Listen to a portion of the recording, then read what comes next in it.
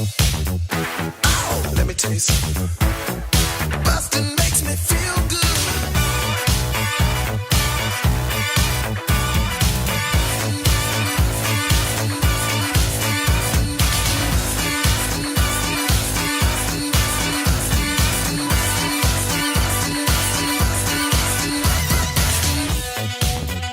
Hi, everybody. Welcome to Blockbusting, the podcast where we love to hate the movies. I'm your host, Jay Light. Joining me today, Jessie Johnson. Hello. Thanks for having me. Happy to have you, Jessie. This is, I'm glad you finally narrowed one down. Jessie had a hard time figuring out what she was going to talk about for this show. Yeah, I got to the point where I just had to ask you, tell me a bad movie. I think most of the movies I watch, if they're bad, I immediately forget them. Yeah. Or I don't watch them. If someone's like, this was an awful movie, I'm like, all right, I'll miss that one. Yeah, that's pretty common. I feel the same way. Whenever there's, especially lately, I've been asking people to do the show, and they're like, I don't know what I would talk about. I don't know what's bad. What episode is this? This is, oh God, 100 something. I couldn't even think of one. I can't imagine 100 plus movies that are so bad.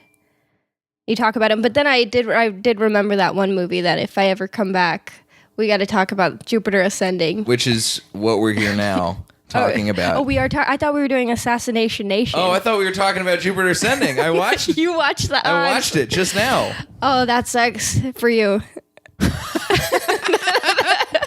Oh man, we have. That's hilarious. We could branch out. I mean, I've never been in this situation before.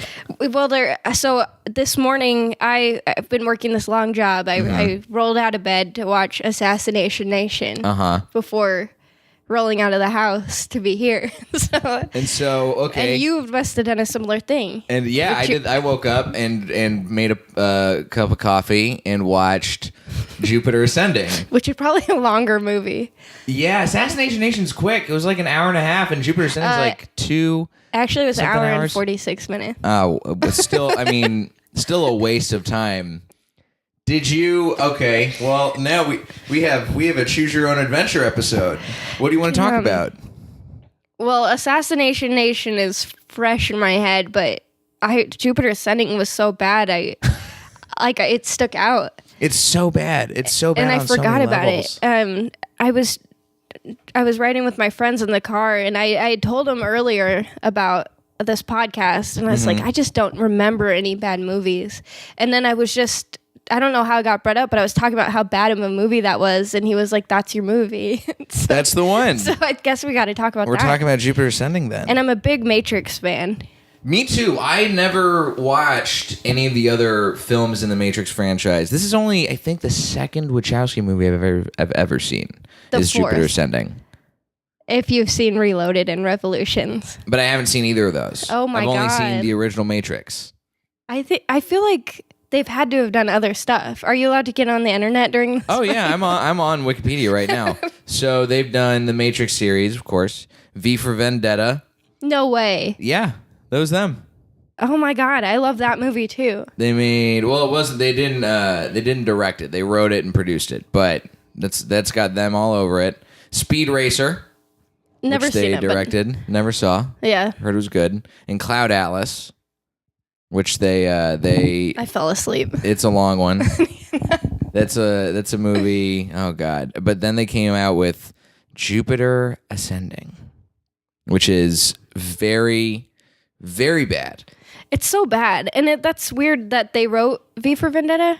Yeah, they wrote V for Vendetta because that had a strong female lead, but Natalie Portman played her. So she might have done something with that character. With the character in Jupiter Ascending, you mean? No, in V for Vendetta. Because Jupiter Ascending was like them trying too hard to make a female a hero. I guess I see what you're coming from there. I just remember that one scene where I felt like they kept shoving it down your throat like that she's a woman. And they had that scene where what's-his-face got hurt and...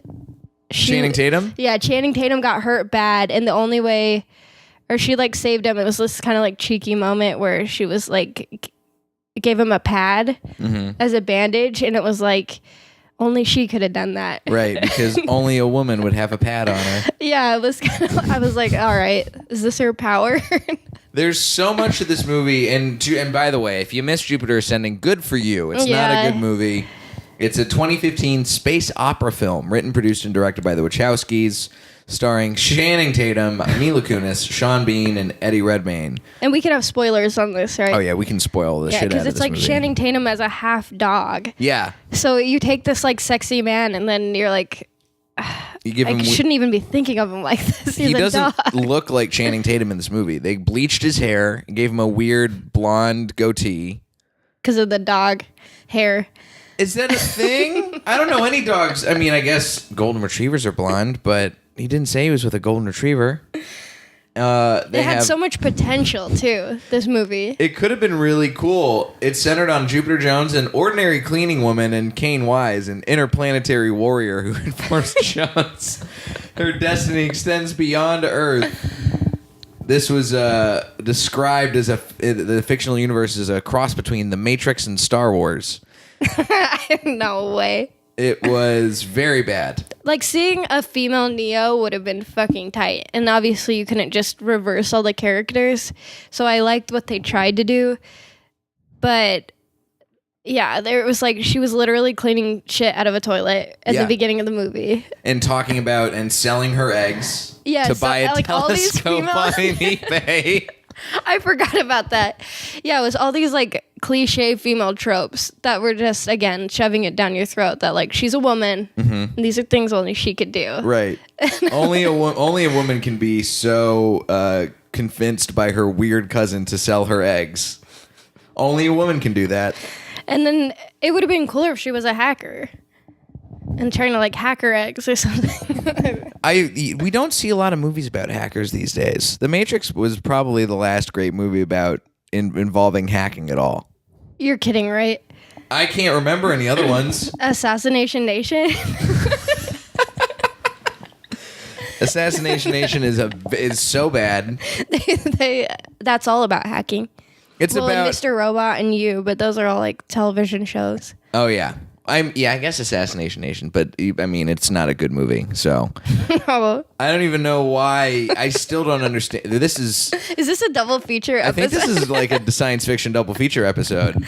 I don't know why you liked Assassination Nation. I didn't like it. Oh, good, you didn't like it. No, Okay, it was like 12 stories in one. It was like, pick a plot line. It was very hard to follow. That's what Jupiter Ascending is like too. Do you know what both of these movies are? It feels like they're both big swings that whiffed completely. Yeah. There's no connection. You don't like, none of the characters are, you just can't identify with anything. Oh, and that I watched Jupiter Ascending like in theaters. I was stoked to see the movie. I'm a big Matrix fan, so I was like, this is gonna be like Neo, but for me. Like I was totally in it. Like, this is gonna be the female lead hero story that we've never seen before, but like in space and aliens. It's gonna be awesome. And I was so disappointed. But it's all coming back to me now.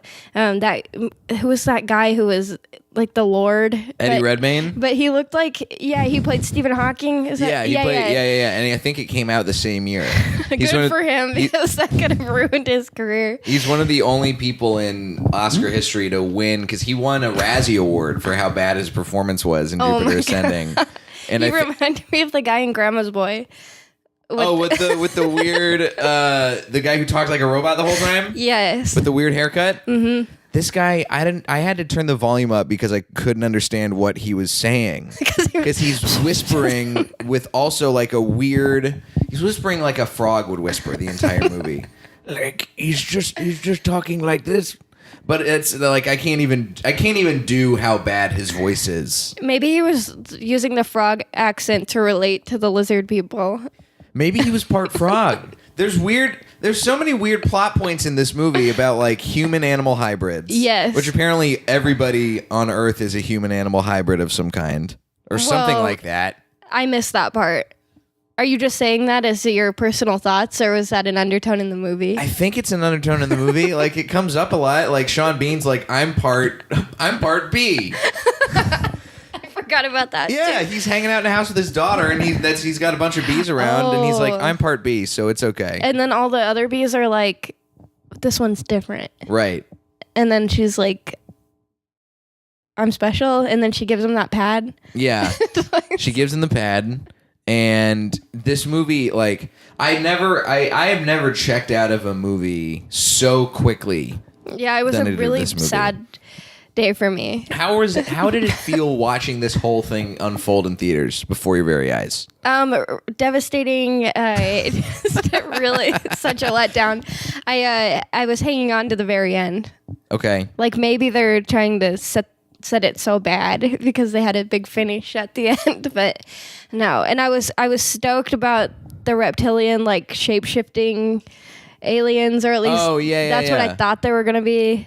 The lizard guys, the big dragon guys. Yeah, like there's so much potential for this movie, but it just, it was really disappointing. Well, it's really clear, and this is stuff that they even talk about in the development of the movie, that they wanted to make an original property and franchise.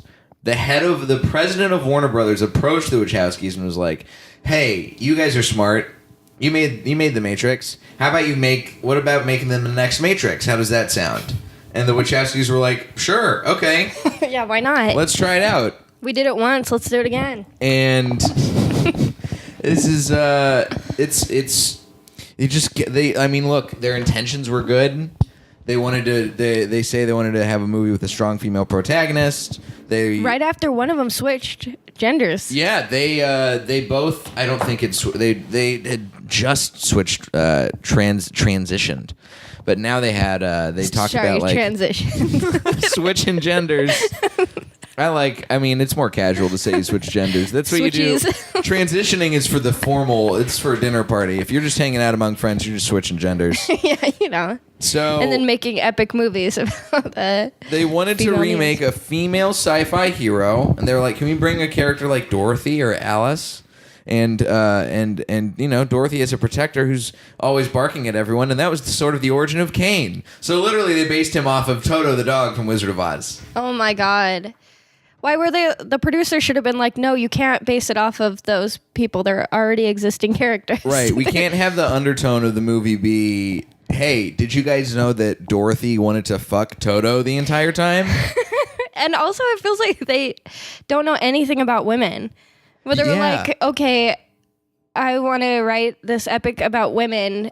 What do we know about women? Well, let's look at other women characters. Like, I don't know. It just seemed unoriginal. Well, I would imagine it doesn't help that, okay, you're right. You just transitioned into being a woman, and you're writing about, you want to make a movie that's female. So this is trying to basically be like, look at how important of a woman I am. Yeah. And already, you're just like, you don't know enough about women yet to write a good female character. Yeah, maybe spend some time as a woman. Yeah. And then talk to me. Read some Elle magazine articles. Go hang out. I don't know. Go to a silent meditation retreat. Get your shit figured out. Yeah, this movie, it's so incomprehensible. The script is so bad. Even overly ambitious too, I think. And then didn't it end with they had like the Men in Black like memory erasers kind of thing? Yeah. Like, so it was just kind of like, this could all be happening now. The family, Jupiter's family gets returned with no memory of their disappearance, but Jupiter secretly retains ownership of the Earth while she's also still cleaning shit out of toilets. Yeah, like the deed to the Earth. With a chipper attitude. That was, by the way, can I just say, the level of attempted comedy in this movie that falls flat is so fucking insane. Like, you can't, if you're gonna try and make comedy happen, space opera's a genre that's historically got a lot of comedy, and Star Wars has a lot of comedy. Star Wars has a lot of weird shit. Sure. You're dealing with aliens. Of course there's gonna be weird stuff and potentially comedic things. basically having a scene that's like the version of the space DMV, and then having Mila Kunis say, "Man, I'm never gonna look at the DMV the same way ever again." Waka waka. Come on. I forgot about that montage. That's how boring this movie was. But they had a DMV montage. As the viewer, you were just watching them at the DMV. It doesn't make any sense. I don't know when they were like, "This is gonna kill." It's as boring as it is for the character. Yeah. And there's no need for it. No. There's no need for so much of the stuff that happens. It was just like the universe is just like Earth, but bigger. Mm-hmm. Everybody looks different, but... Yep. Rich people want to look younger. Yeah. They bathe themselves in like serum. See, okay, so those alien theories were cool to me because I used to read a lot about alien conspiracies, and especially like loving the Matrix. There's like so many conspirators that pull from the Matrix. They're like, oh, they're talking about reptilian shapeshifters and all this. So when the movie came out, I was like, this is like their tell-all. Right. It tickles your conspiracy theorist fancy. But yeah, I mean, I like the idea of the aliens that are they're just harvesting humans. We're all just like a farm for their immortality. Like all of that is like intriguing to me. But even watching that, like that story in itself is cool, and I think entertaining at least. But somehow they just made it so boring. It's like, what were they? I don't know how you ruined that one.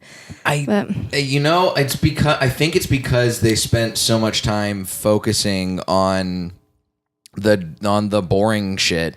Yeah. Instead of going for the exciting stuff like the chase sequences. But even the chase sequences I was checked out of. Yeah, they didn't have to spend so much time with her to make her feel like a main character either. Like Neo starts out like right in the beginning, just he's this low life hacker. He's not got a lot of money. His place is a mess. He hates his job, like all that shit. And then he immediately gets into the main theme where it's like, we've been watching you. And then it's more about like Morpheus and his squad.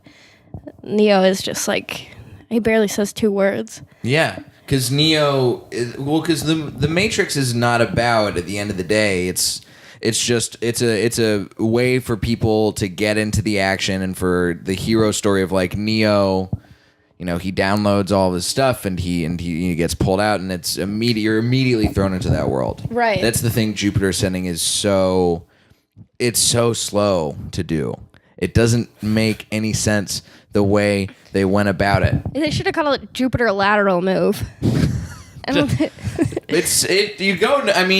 She winds up literally in the same position. The only solace she has is that she has this weird mark now that shows, oh yeah, you're in charge. You own the planet Earth. Yeah, I mean, I guess she did save all of humankind, but not really. I mean, there's still tons of other planets that are going to be like, just because they got rid of weird Eddie Redmayne who yells like once a scene, and it doesn't make any sense why he's yelling, and it doesn't make any sense why he's got his lips curled up the way he does. And there's also this weird like incestuous stuff going on. It's just, this movie's real fucking all over the place. I can't imagine why anybody would like this movie. Me either. Channing Tatum couldn't even like fly. He just had those space boots, right? And he made him look like he was rollerblading. Yeah. Come on. That's your best move, Wachowskis? To make a guy look like he's rollerblading through the sky? Rollerblading dog. It's a dog on roller skates. I wonder what they think about that movie. The Wachowskis? No, like Channing Tatum and Mila Kunis. Like, I wonder if they even ever talk about it.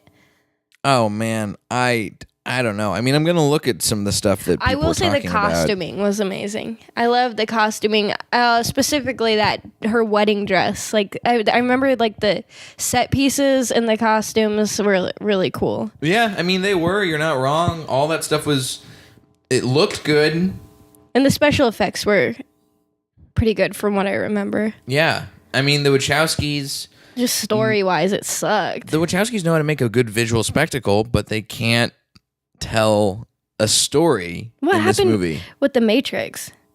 What do you mean what happened with The Matrix? Was that just like a fluke or? I mean, Matrix comes out at a time when everybody's super duper excited.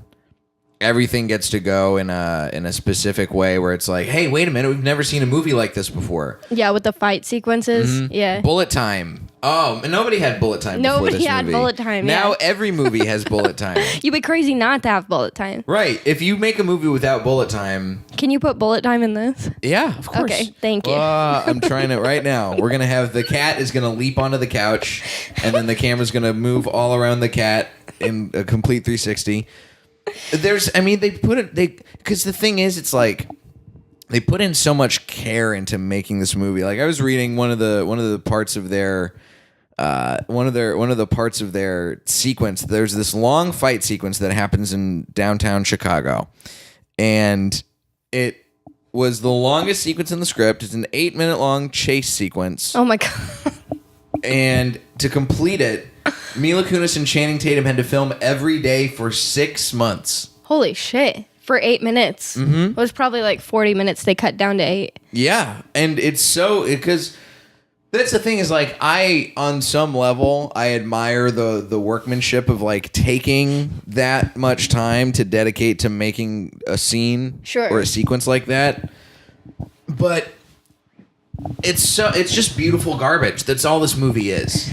Yeah, that's what I was cracking up about because I watched the behind the scenes of The Matrix and they were like little kids, the Wachowski siblings. They were like crouched down like giggling with the documentary crew, and they're like, we have them doing all this training and they're on these bungees like Neo and Morpheus and Trinity, and but they're real life people, and they're like training and they're learning actual karate moves and all that jazz for months before they even start filming. So I could only imagine like Mila Kunis and Channing Tatum like filming these scenes, and just the reassurance that everybody's giving them that like, no, trust me, it'll pay off. We've done this before.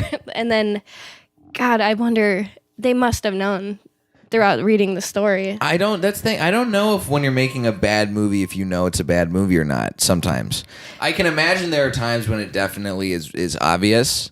Yeah. Like I can't imagine if Mila Kunis and Channing Tatum were watching the Wachowskis direct Eddie Redmayne. Or you know what? I imagine that Eddie Redmayne at this point, he's already played Stephen Hawking. He comes out and he's making all of these weirdo choices, and the Wachowskis are just too scared to say anything otherwise. Could be. They're just like, yeah, man, go for it. You're doing great. You're gonna win an Oscar for playing for being in a wheelchair. You did it, dude. Let's see what happens here. Make it go. There's so much, but that's the thing. It's like I think that their intentions were good. Yeah. But the execution is just so bad. And it doesn't make... I kind of want to watch it again. No, don't. It's not worth it, Jessie. I'm going to fall into the trap. Yeah, I was so excited. I mean, what alien movies are like that? Where they're like... what were they? I remember the reptilian, like, aliens. They were like the mean ones. Right. Like the real ruthless, like and henchmen guys. And then there's the ones who look like regular aliens, who are the ones who are... What do you mean regular aliens? Like, you know how standard, like, alien, gray, big head... the Greys. The Greys. They look like Greys. And they're like... I guess they're called keepers, according to Wikipedia. Okay. And they're the ones who pretend to be the doctors when they're trying to harvest. Oh, I forgot Mila about that Kunis shit. and kill Okay. her. See, like that part was cool. I've kind of segmented my memories into two separate movies. Yeah. It was a pretty long movie.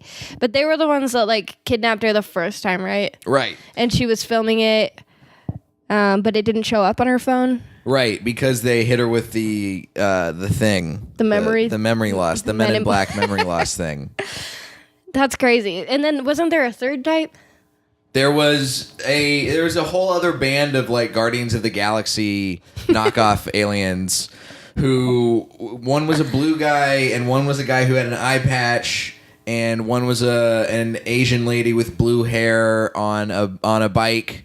Like a space bike. I don't remember that at all. That's how forgettable this movie is. There's like such big characters and such big plot points in this movie, but it all just turns into like this weird, terrible soup that you can't remember the ingredients of. It's too much.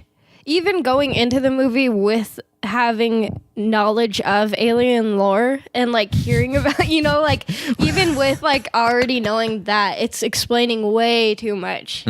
You've got like 3+ species of aliens, right, that you have to establish and explain. Yeah. And then you have this epic hero's journey of this woman being immortal, finding out she's extraterrestrial, and the doesn't like one of her parents die, and that's why she gets the deed to the earth. She gets something like that. I know it's too much. Here's if I remember correctly, and I say this saying I literally just watched the movie about 2 hours ago, and I still could be wrong. I am not 100% certain if my analysis is correct, but she is an exact genetic replica of the mother of the 3. Exact. The 3 Abraxas, I think is their last name. Yeah, but an exact replica, and so she is entitled to having a deed to the earth. It's too much. I don't even understand it. And then while you have this, you have the love story between the dog, which is why the Matrix was even. It was a lot to explain, but you had Trinity and Neo with this like romantic love, but their real like love story was between Neo and Morpheus, and like they're like not like a sexual love story, but it was like them a bromance. It was like a bromance. Like that was like the B story of the Matrix, and then this is like all the way to Z as far as plot lines. I think part of if you're listening and you are trying to write a space opera or a sci-fi movie, don't make a significant chunk of your movie involving bureaucracy and explaining bloodlines of families and why they are important. I don't give a shit about the government of a space movie. It's not what I came to see the space movie for. It's like the Star Wars prequels, right? Right. They spent so much time focusing on the Galactic Senate. Right. I don't give a fuck about the Galactic Senate. It's like any art. Don't get too preachy. I feel like, I don't know, that DMV joke, I just imagine them like cracking up about it. I think no matter how far out you get, that's the thing. Same shit. And it's like Mila Kunis is really trying her best here to deliver these terrible lines. I know, and she's like probably one of the coolest actresses. Like, don't you think she's like? I think she's very cool. Like most of the roles she plays, like she's kind of got this "I don't give a fuck" mentality. But then she's gonna like play this part, which is probably why they cast her. Because you're right, I feel like she did a good job with like what she had. Yeah, I mean, she's trying. I like Mila Kunis as an actress. She's trying her best, but she's just in this world that is just completely insane. I'm looking at some of the character names here. I feel like I should have come in and presented a game to you of if this is a real character in Jupiter Ascending or not. Because I do not remember. Let's go with some of these folks. When did the movie come out? My God, 2015. Yeah, I saw it in theaters 4 years ago. I'm so sorry that you did that. So we have Kane Wise. That's our dog. Yeah, that's Kane Wise. We have Stinger Apini because he's half honeybee. Oh my God. That's Sean Penn? Yeah, that's Sean Bean. Oh, Sean Bean. Yeah. It would be so much different if Sean Penn. If Sean Penn was in this movie, it would be a very different movie. We have the Abraxas family. There's Balaam Abraxas, who's Eddie Redmayne talking real weird. There's Titus Abraxas, who wants to fuck his mom this whole time. There's Chicanery Knight, which is my favorite character name in this whole movie. Is he part chicken? I don't know. Chicane. Chicanery Knight. Who is Edward Hogg in this movie? I can't even tell who he's supposed to be. He was her brother, right? Or he was the brother of her clone. Chicanery? No, I don't know anymore. I don't know either. I know there's family. There's all kinds of weird shit. There's Khalik. There's actually here. I'm gonna read to you some of this. Let's play. This is a quick game because some of these people who got cast is fucking insane. All right, Is this a character in Jupiter Ascending or an actor who played a role in Jupiter Ascending? Nikki Amuka Bird. I'm gonna say yes because it's the first one you said, but I have that sounds Yes made to up. what? Yes to which one? Yes, oh wait, is this a character or a real a character person? or an actor who played in the movie? So this person was in the movie. Correct. And what is the name? Nikki Amuka Bird. That has to be a character. No, it's a real person. That is That's the actress who played Diamika Singh. They should have kept her real name. Catherine Dunleavy. That's a real person. No, that's a character in the movie. Played by Vanessa Kirby. Still kept the B in the name. Yeah. B. Gemma Chatterjee. That is a character. That is a character played by Christina Cole. That's I think that's the weird android who goes into the DMV, into the space DMV. Let's see. Philo Percadium. That's a character. That is a character played by Ramon Tikaram. I don't know who it's supposed to be. Kik Gurry. Is this a person? This is the person. This is the one who plays her cousin who tries to get her to steal the eggs. What a bad guy. Steal her. He's getting all up in them guts. There's a lot of weird familial, sexual stuff going on in this movie. Duna Bay. Okay, that's a real person. That is a real person. Duna Bay plays Razzo, the bounty hunter. Sure. And last one, Tuppence Middleton. I want to say that is a character. Nope, that's No? a real person. Tuppence? Tuppence. I've Tuppence never plays met a Tuppence. Khalik Abrasix, Balaam and Titus's sister, who's the one who. Also, this is a comedy moment when she shows up and Mila Kunis is finally like accepting that she's the queen, and she goes and she's like, "How old do you think I am?" And Mila's like, yeah. "I don't know, late 40s," and she goes, "I just celebrated my 14th millennium." And it's a weird, just like weird comedy moment, and she goes into like the serum bath and comes out looking young. Oh yeah, the serum bath. This is such a fucking weird movie. Tuppence Middleton has also appeared in a lot of other stuff, like Sense8, also directed by the Wachowskis. Poor I've never Tuppence. seen Sense8. It's a Netflix series. I've never seen it either. I'm gonna go watch it. I hope it's better than this movie. Yeah, man, I love the. I've never seen. Have you ever seen a movie with reptilian-like aliens? Besides Men in Black, which, by the way, I've never were more seen like the original Men in bug-like, Black. though. Yeah. It's good. I've seen Men in Black 2. I've never seen Men in Black 3. I'm trying to think if there's other movies with reptilian aliens in it I don't think that so. I've seen. I can't think of any. The regular ones, the grays, those are like the classic ones that are in almost all alien movies. And then they have the reptilian ones that are like read about in. You said you know a lot about alien lore. Is there anything that this movie got right about aliens besides having reptilian shape-shifting aliens? I feel like they like the overarching like themes of these aliens are like what is found in a lot of conspiracy theories, but it was just kind of done in such a hacky way that I don't know, like it looked cheesy, and I think it was too much in one movie with all the other like weird plots that it just was. I don't know. It was just kind of. I felt like uncomfortable watching it in the theater. Like It feels. this is not dead. It felt like once Warner Brothers came to the Wachowskis and were like, "Make us a movie, so we can have a franchise."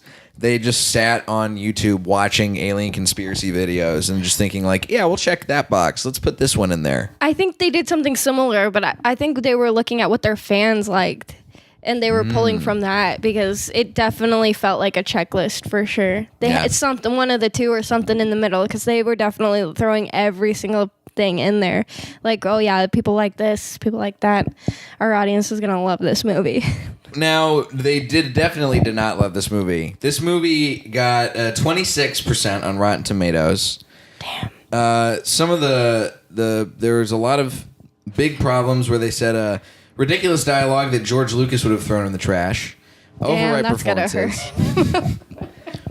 The film picked up an enthusiastic following among female sci-fi fans who've embraced the film with a general attitude of this movie is garbage, but it's our garbage. Oh no. So that's what's going on. I guess that's kind of what I said at the beginning of this podcast. Right. Not as much. I mean, I didn't like the movie, but at least they were trying to make an epic with a female lead. I mean, you can't hate them for that. You really can't. You But can't hate them for trying. they made this movie. This is what they made. It was kind of insulting. By the way, so this movie was nominated. This is one of the only movies that I've done that got nominated for a bunch of Razzie Awards. Really? So it lost the Golden Raspberry for Worst Picture. It was nominated for 6. It couldn't even win worse. It couldn't win worse. Eddie Redmayne won Worst Supporting Actor, as he should. The same year he won for Stephen Hawking. I believe so, and I'm going to double check that right now. What a roller coaster of a year. I know, right? And it's good. I mean, good. What a for range, you. though. Yeah, you go from being great. He failed. He beat out such esteemed actors as Chevy Chase in Hot Tub Time Machine 2, playing Hot Tub Repairman. He lost in a sequel. Josh Gad playing Pixels. Kevin James, also in Pixels, playing the president. And Jason Lee as Dave, and Alvin and the Chipmunks, the Road Chip. See, I haven't seen any of those movies. But you had no. But I don't have any desire to see any of those movies. No. There's something about Jupiter Ascending. It's like I kind of want to see what this is about. The trailers looked cool. It was like the trailer was like kind of everything I thought wrong of the movie, but didn't know it until after I saw it. I was like, damn, this movie has got everything. And Jupiter Ascending this year lost to Paul Blart Mall Cop 2. Oh damn, that hurt me. And Pixels. They both were nominated, but also didn't win. The 2 that it lost to, because this was a tie this year. This is a big tie. 50 Shades of Grey and Fantastic Four. Damn. Couldn't do it. Jupiter Ascending. You couldn't even make a bad movie that was so bad it won awards for how bad it was. Fucking Wachowskis. Have they done anything since? No. They're in hiding. I think they're making something right now. Let's see what the Wachowskis are up to. Wikipedia. Activate the Wachowskis. Let's see. They are not doing anything right now. See, I have a theory that reptilian aliens don't want to be seen in the public eye. So every time that somebody makes a movie like that with them, they just erase it from existence. But the Wachowskis did it so bad that they just like whatever. I mean, this makes people believe in us less. It's not a bad plan. It's not a bad thing to think. Let's see. Oh, here we go. Lily Wachowski is supposed to executive produce, co-write, and co-direct a drama series called Work in Progress. Yeah, they're in TV now. But not together, huh? No. I mean, they made Sense8, and they got nominated for some. They got nominated for like no Emmys for that, and they made a Christmas. It's weird. I don't know what's happening with the Wachowskis. I think that this movie finally broke them, and they stopped making movies together. Damn, that bites. Is there a movie besides, obviously, of course, The Matrix you recommend, and you like some alien movies and things? What would you recommend people watch instead of Jupiter Ascending? Office Space. That's a hard left turn. Is that one of your favorites? Yeah, The Matrix is my favorite movie, and then Office Space is my second favorite movie. Good picks. Yep, they're very different, but Matrix I saw in theaters, and I was very young, and I my whole reality changed. I mean, I had a malleable mind at the time, sure, but also it was like, holy shit, nothing's real. Right. It's like, I can do anything. Which is kind of what Office Space is about on a much smaller scale. It is. Yeah. I saw that movie when I was being babysat by these bad kids, and they invited all these people over to party, and I'd never seen that, so I was like, oh my god, and I was all scared, and they were drinking beer and like doing this game where they make each other pass out, and I was just like freaked out because I was, I played that game. Much younger than everybody else there, and so I like just sat by myself on the couch, and Office Space came on the TV, and just on like cable, and I just zoned out to that movie, and it's all about just like being happy. Yeah. Like, It's about unplugging and being like, fuck society. Yeah. I'm going to just enjoy my life. I never recognized the comparison between the two. Yeah. But they are very similar. in They that are. way. And I think, well, it speaks to your personality too. I think that you like movies that are like that because you seem very like fun and carefree, but there's also, you got that. I didn't realize until talking to you on this podcast, you got like this Matrix conspiracy edge to you. I like it. You gotta stay woke. You got some fucking layers, Jesse.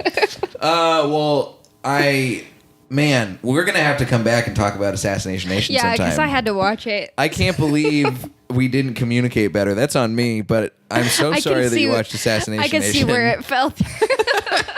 Took a while for us to get this set up, but I'll have you back on. We'll figure that out. Awesome. You're going to be my second repeat guest at some point. Whoa. Surprise. In the meantime, where can the listeners find your stuff? Everything at Jet Ski Johnson, and I run a podcast with our friend Nicole Buchanan. Nicole's called great. Love Screw Nicole. Ups. Screw Ups podcast. Check it out. Subscribe. It's in iTunes and all the other things, I'm assuming. Yep. Oh, and if you haven't listened to my episode of this podcast with Nicole, and What you're did you listening guys talk about? We talked about E.T. Oh my, she didn't like it? She thinks that the alien's too creepy. That's insane that we both talked about alien movies. You guys are two peas in a pod. Oh my god. If you like me, Jay Light, you can follow me at Diet J on Twitter and Instagram, jlightcomedy.com for show dates. And if you're listening, I'll be in Arkansas in a couple weeks doing some shows in and around Little Rock. Check that out. May 17th, 18th, and 19th. Show spots are on my website. And if you like the show, leave a rating, subscribe, tell a friend. And I think that's about it. Yeah. Thanks for coming on, Jesse. Bye. This has been Blockbusting. Go see something good for a change. Yeah, not Jupiter Ascending. No, not Jupiter Ascending.